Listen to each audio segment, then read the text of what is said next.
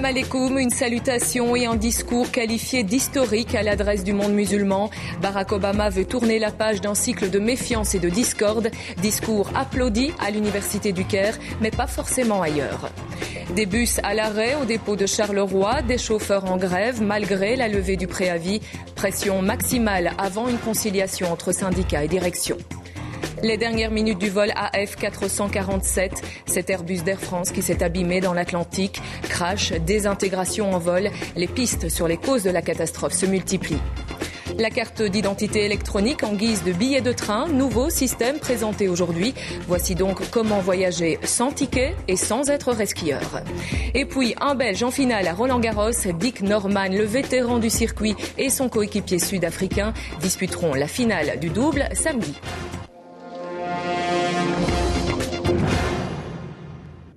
Bonsoir. Un président américain qui cite le Coran, qui prône un nouveau départ dans les relations entre l'Amérique et le monde musulman. Comme prévu, Barack Obama a tenu un discours d'ouverture loin de ceux de l'ère Bush. Un discours prononcé en un lieu symbolique, l'université du Caire. Régis Deratte. Il y a d'abord l'arrivée prime sautière de Barack Obama sur le sol égyptien. Le comité d'accueil et les voitures blindées qui démarrent en trombe. Puis il y a la rencontre avec le président Moubarak, l'un des piliers de la stabilité relative du Proche-Orient, les hymnes nationaux et les photos pour l'histoire. Enfin, il y a le Saint des Saints, l'université du Caire, l'entrée de Barack Obama sous les applaudissements et son sens inaltéré de la formule. Assalamu alaikum. D'emblée, Barack Obama affirme que l'heure de la fin des amalgames a sonné. Je considère qu'il est de ma responsabilité de président des États-Unis de me battre contre les stéréotypes sur l'islam où qu'ils apparaissent. Mais le président n'appelle directement aux croyants de l'islam pour qu'ils rejettent au plus vite de leur rang les fondamentalistes. Je veux être clair, l'Amérique n'est pas en guerre contre l'islam et elle ne le sera jamais.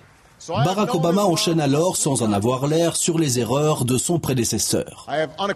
J'ai de manière non équivoque proscrit l'utilisation de la torture par les États-Unis et je fermerai la prison de Guantanamo dès le début de l'année prochaine. Le président insiste ensuite sur le lien inébranlable entre États-Unis et Israël. Mais poursuit-il, les humiliations quotidiennes des Palestiniens ne peuvent plus durer. La situation pour les Palestiniens est intolérable. Les États-Unis ne tourneront pas le dos devant leurs aspirations légitimes pour le droit à la dignité et leur volonté d'avoir un État. Il est temps pour les colonies de fermer. Viendra ensuite l'inévitable « Yes, we can » touch. Nous avons le pouvoir de bâtir le monde que nous voulons, mais seulement si nous avons le courage de lancer un nouveau départ. S'en sont suivis quelques bonds entre Sphinx et Grande Pyramide et une petite foulée décontractée pour remonter à bord d'Air Force One, direction l'Allemagne, où le président américain poursuit sa tournée. Et voilà donc pour le discours. Belle parole, très attendue et applaudie. Reste maintenant à voir si les actes suivront. Stéphane Amar est allé à la rencontre de la population arabe palestinienne à Ramallah. Voici son reportage. C'est l'ingrédient indispensable d'un café palestinien, le narguilé. Et ce midi, il y avait aussi un invité incontournable, Barack Obama en direct du Caire. Le discours du président américain était très attendu par les Arabes du monde entier, à commencer par les Palestiniens. Il n'a rien à voir avec Bush, il est beaucoup plus amical envers nous. Et on sent chez lui une vraie volonté de se rapprocher de l'islam et de trouver une solution au conflit avec Israël. Le cycle de la méfiance avec les musulmans doit s'achever, a dit le président américain.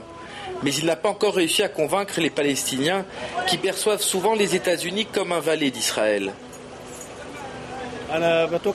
Obama ne pourra rien faire parce que, comme les autres présidents américains, il est sous l'influence du lobby sioniste. C'est lui qui lui dicte sa politique par rapport à Israël. Il ne faut pas se faire d'illusions. Obama n'entraînera aucun changement dans notre vie quotidienne. La politique, c'est un jeu et les gens se laissent manipuler. Ce qu'il faut, c'est que nous prenions nous-mêmes notre destin en main. La personnalité d'Obama fait l'unanimité chez les Palestiniens. Mais ils craignent que son discours ne soit qu'une tentative de séduction du monde arabe dépourvu de contenu. Il est sympathique, il dit qu'il veut faire bouger les choses, mais sur le terrain, on ne ressent rien parce qu'Obama est entravé par toutes sortes de contraintes. Il doit composer avec son administration, c'est comme s'il était enchaîné. Arrêt de la colonisation, création d'un État palestinien, rapprochement avec l'islam, Barack Obama a beaucoup promis. Les Palestiniens attendent maintenant des actes. Autre réaction dans le monde, à commencer par celle d'Israël. Les autorités du pays disent partager les espoirs de paix du président américain. Il n'empêche, entre Israël et les États-Unis, les relations se sont tendues. Pour les colons radicaux, Barack Obama est même le nouvel ennemi. Marianne Claric. Elle habite une colonie israélienne. Comme beaucoup aujourd'hui, elle va regarder à la télévision le président américain. Ici, le discours du Caire déplaît. Et pour cause, Barack Obama le dit très clairement, la poursuite de la colonisation est illégitime. Je pense qu'Obama est une grande menace pour la sécurité d'Israël, parce qu'il ne comprend pas ce qu'Israël représente pour les Juifs. Entre Barack Obama et Israël, la colonisation est le sujet qui fâche. Pour les plus radicaux comme ceux-ci qui reconstruisent un avant-poste illégal, Barack Hussein Obama, comme ils disent, est devenu l'ennemi. Nous ne rendrons pas une colline, pas un seul endroit. Nous n'acceptons aucun accord avec les Palestiniens. Le Proche-Orient et l'Iran, deux des dossiers les plus délicats pour le président américain. À Téhéran, dans cette famille, les réactions sont plutôt positives. Ça devient plus acceptable pour nous. Il ne compte pas partir en guerre contre l'Iran, ni contre le monde musulman, il recherche plutôt l'amitié. À Kaboul, même intérêt de la part des Afghans. Ici, la guerre de l'Amérique contre les talibans coûte cher en vies humaines. Alors, Obama, on l'attend au tournant. Les Américains devraient joindre l'action à la parole pour que de pauvres gens innocents ne soient pas tués.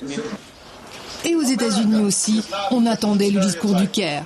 À Washington, des Américains musulmans se sont retrouvés pour écouter leur président.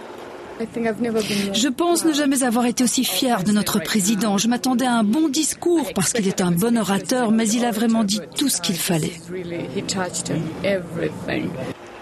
Le monde musulman a écouté attentivement le discours du Caire. Il a entendu la rupture avec les années Bush, mais prudent, il attend des actes concrets.